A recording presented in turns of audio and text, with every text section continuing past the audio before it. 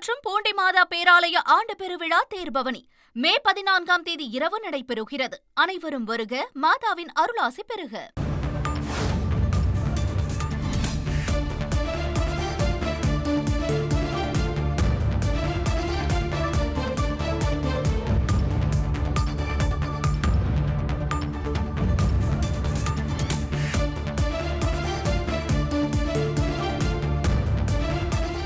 பனிரெண்டாம் வகுப்பு பொதுத் தேர்வு முடிவுகளுக்கு பிறகு நேரடியாக மறுகூட்டல் கோரி விண்ணப்பிக்கும் திட்டம் ரத்து என்று பள்ளிக்கல்வித்துறை தெரிவித்திருக்கிறது. விடைத்தாள் நகல் பெற்ற பிறகு மறுகூட்டல் அல்லது மதிப்பீடு கோரி விண்ணப்பிக்கும் திட்டம் தொடர்கிறது என்றும் தெரிவிக்கப்பட்டிருக்கிறது.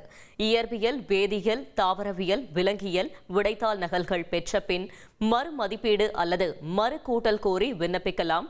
கணிதம், கணினி அறிவியல் விடைத்தாள் நகல்கள் பெற்ற பின் மறு மதிப்பீடு அல்லது மறு கூட்டல் கோரி விண்ணப்பிக்கலாம் என்றும் தெரிவிக்கப்பட்டிருக்கிறது.